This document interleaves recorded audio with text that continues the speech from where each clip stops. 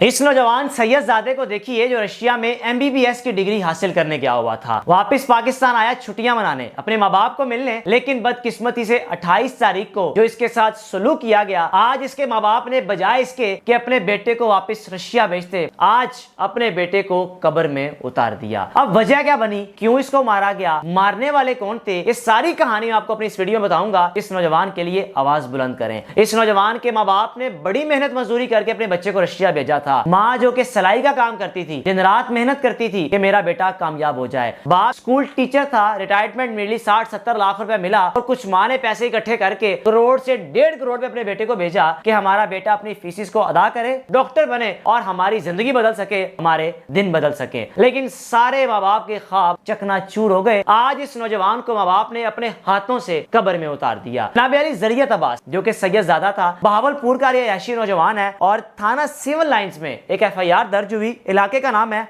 Nazirabad colony. अब इसको मारा क्यों, खून सफेद हो गए, बस हसद मार गया कि बस किसी का बच्चा तरक्की ना कर जाए, किसी के दिन ना बदल जाएं। अब ज़रियत अब्बास का जो बड़ा भाई नफीस रजा, इनकी जो बेगम है, नफीस रजा की जो बहन थी यानी कि ज़रियत अब्बास की बहन, अपने चचा के यहाँ ब्याही हुई थी। आपस में ये रिश्तेदार थे और वट्टा सट्टा किया हुआ था। नफीस रजा के साथ चचा की बेटी की शादी हुई थी और नफीस रजा की बहन की अपने चचा के बेटे के साथ शादी हुई थी। यानी कि नफीस रजा के बाप का नाम मुश्ताक था और मुश्ताक ने अपनी बेटी की शादी अपने भाई के बेटे के साथ की हुई थी। और जो नफीस रजा का बहनोई था यानी कि ज़रियत अब्बास का बहनोई, उसका नाम था एतजाज एहसन। अब ज़रियत अब्बास के मरने की वजह सिर्फ और सिर्फ वट्टा सट्टा बनी। अब ये किस तरह बात कत्लो गारत तक पहुंची कि एक रिश्तेदार हैं, दोनों कजन्स हैं, इतना करीबी रिश्ता और उसके बाद इतना बेदर्दी से मार देना कि घर में घुसकर छुरियां मारना और जब तक एक शख्स खत्म ना हो जाए उसको मुसलसल उस पर छुरियों के वार करते रहना। जनाब अली 28 अगस्त को एक एफआईआर दर्ज हुई। उस एफआईआर में जो मुद्दई बने वो मुश्ताक थे, जो ज़रियत अब्बास और नफीस रजा के वालिद मोहतरम थे। उनके बकौल मेरा बेटा ज़रियत अब्बास सोया हुआ था। सुबह 7:30 बजे का वक्त था। ये अपने कमरे में मौजूद था। 6 से 7 मुसल्लह अफराद हमारे घर में घुसे, जिसमें हमारा दामाद और ज़रियत अब्बास का बहनोई एतजाज एहसन शामिल था और 4 मजीद लोग शामिल थे। सबसे पहले ज़रियत अब्बास के रूम में एंटर हुए।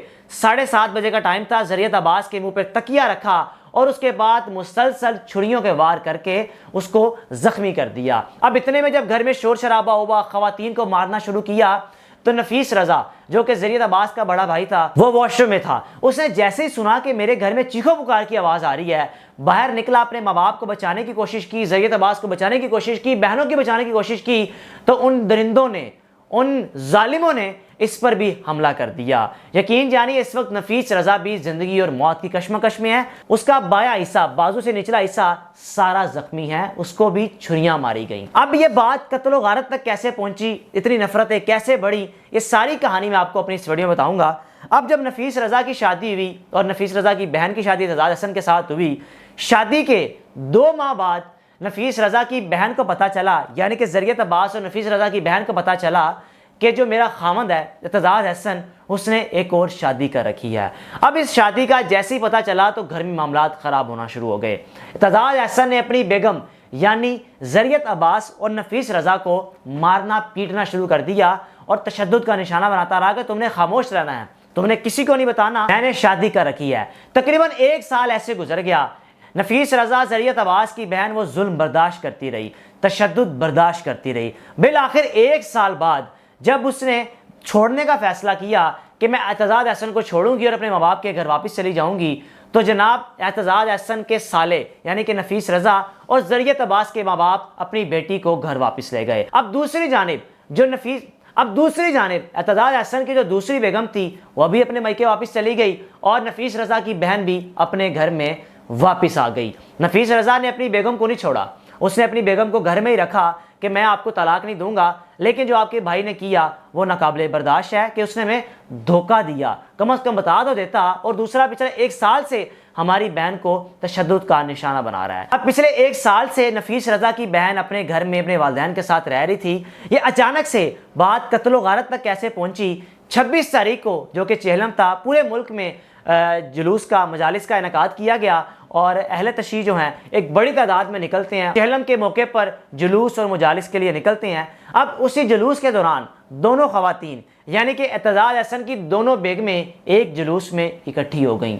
अब जैसे ही आमना सामना हुआ तो दोनों में तकरार हो गई, दोनों में आपस में गालम गलोच हुई। अब इतनी गालम गलोच हुई कि एक दूसरे को मारपीट तक बात आ गई। अब इस बात का जब एतजाज हसन को पता चला कि इन दोनों ने ये काम किया, आपस में लड़ती रहीं, ये अभी भी बाज नहीं आई, तो एतजाज हसन ने फैसला किया कि अब मैं इनको ख़त्म कर दूंगा, यानी अपने साले नफीस रजा को और ज़रियत अब्बास को, मुश्ताक को और अपने पूरे ससुराल वालों को हमेशा की नींद सुला दूंगा। दोस्तों के साथ फैसला किया, सुबह 7:30 बजे घर में घुसा, जो आके आया उसको मारता रहा। अब इसी लड़ाई में, इसी रंजिश में, इसी कश्मकश में ज़रियत अब्बास जो कि अपनी वालदा को मिलने आया हुआ था, माँ बाप को मिलने आया था, छुट्टियां मनाने आया हुआ था, वो इस लड़ाई की नज़र हो गया और आज 1 सितंबर 28 अगस्त को इस पर हमला हुआ। 3 से 4 रोज इसको आईसीयू में मुंतकिल किया गया और डॉक्टर्स मुसलसल कोशिशें करते रहे कि ज़रियत अब्बास को बचाया जाए, लेकिन आज डॉक्टर्स ने बताया सुबह कि ज़रियत अब्बास को हम बचा नहीं सके, हमें माफ़ कीजिएगा,